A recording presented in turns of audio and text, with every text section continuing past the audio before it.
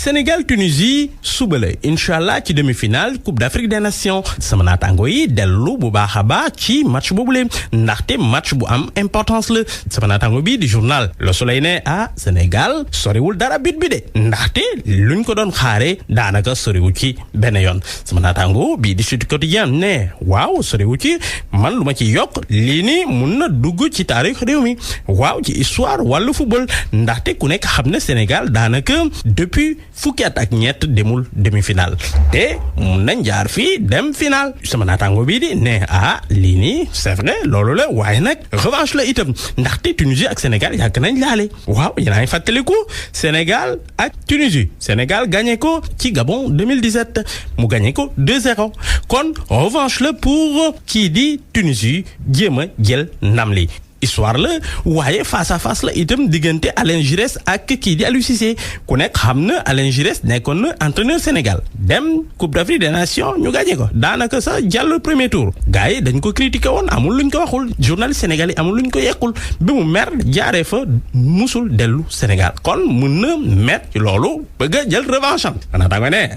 kon moo ñu avertir sénégalais yi ci wàllu woowule sama naataango ne ci loolu nag il faut ñu xool sama gars yi ban forme lañ nekk toll nii nag sama naataango ne nouvelle yi baaxul trop de ndaxte journal Source A nee na fu mu toll nii amuñu neuf waaw amuñu neuf ñu laaj sama naataango lan moo tax moo li nu ne kii di Mbaye Niang boo xoolee bu baax dafa blessé Mbaye Niang dafa am gaañu kon mënul jouer kii nag Mbaye Diagne ñu jàppoon ni munoon na ko remplacer daanaka moom itam dafa am grippe journal Le Quotidien ne Sénégal amul numéro 9 waaye nag mun nañ xool kii di Sadio Mané adapté ko ek ko ci neuf mu war a jouer comme na muy jouer léeg-léeg Liverpool sama naataango bii di journal Record ne man gisuma loolu man lu ma gis mooy que Papis Konaté mooy nekk point daanaka moom mooy jël place su Mbaye Niang su ko defee mu mën a def liggéey bi war ci wàllu woowu lay sama naataango bii di journal Le Quotidien yokk ni bu fekkee ni Sadio Mané nekk na à la pointe kii di Krépin Diatta ak Ismaïla Sarr ñoom ñooy jouer ci couloir yi sama naataango yi yokk ni nu manta mel gaynde ñu ngi leen di xaar waaw ñu ngi leen di xaar ñu mën a jouer à fond su ko defee ñu dem final kii di ancien joueur Sénégal bii di Alimal ne Sénégal bëgg na dem final waaye nag foog ñu jouer contre Tunisie te match boobu du yomb góor fit foog ñu wone seen bopp ñu génnee lu ñu am Alain Giresse moom nag biñ ko laajee moom lan la gis ci match boobu leen nee na man de lu ma jàpp mooy Sénégal daanaka équipe bu redoutable am na potentiel joueur yu baax waaw loolu moom jàpp naa ko kii di Kalusha Boualia nekkoon joueur vedette bii di Zambie ne man bu dee yàllay tax ma wax Sénégal bii coupe bii mën na ko jël bu fekkee ni def nañ ci fulla ak fayda ñu wax ci rassemblement aar lu ñu bokk démb rassemblement aar lu ñu bokk mi yoon ci Géejawaay ngir continuer di laaj ñu leeral affaire Petro-Tim bi démb nag dañoo demoon ci Géejawaay ku nekk xam na Géejawaay daanaka fief Aliou Sall sama naataango yi ne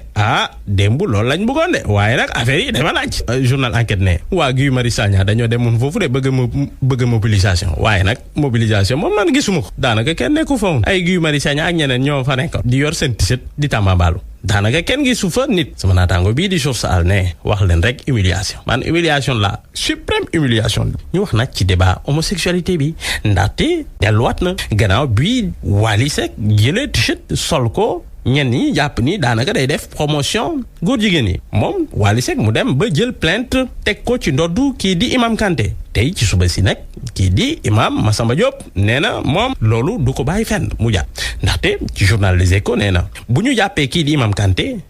ñun de yor nañ liste suñu liste lañ yor liste homosexuel Sénégal yëpp yor nañ ko ma wax leen nag am na ay tur yoo xamante ni daanaka ay personnalité yu mag ci wàllu politique ak yeneen kilifa diine yoo xamante ni ñoom itam ñu ngi ci liste boobule bu fekkee ni jàpp nañ Imam Kanté nañ xam ni dañ koy dévoiler journal Enquête yokk ni Imam Kanté daanaka moom itam seddalul benn yoon nee na moom buggul benn médiation moom ak Wally Seck waaw Wally Seck na dem fu ko neex moom dina ko tontu ci wàllu woowule Imam Kanté yokk nii man du Wally Seck moom may noppiloo koo xamante ni day def promotion borom ñaari tur yi ñooñu jox ko félicitation man du kooku moo may noppiloo ci loolu nag am na benn résolution boo xamante ni dañ ko voté ci l'ONU jàppale daanaka góor jigéen yi ak yeneen ñi nu mel sama naataango ne réew yu bëri daanaka dañoo ne voté wuñu loolu waaye Sénégal dafa abstenir daanaka contrôle wotewul ñu jeexal ak lutte avec frappe Boy Niang ak Lac 2 ñoom ñooy jongante sama naataango bi di journal Sud Quotidien ne daanaka derby choc de la banlieue la diggante ñoom ñaar waaye nag l'observateur ne Boy Niang 2 na def attention de ndaxte yëf yi du yomb benn yoon combat génération la Lac daa bëgg confirmer place am ci cercle VIP yi Boy Niang daa bëgg gaawantu brûler étape yi moom itam mu mën a bokk ci cercle ñi yor lamb ji daanaka ci Sénégal VIP yi jërë ngeen jëf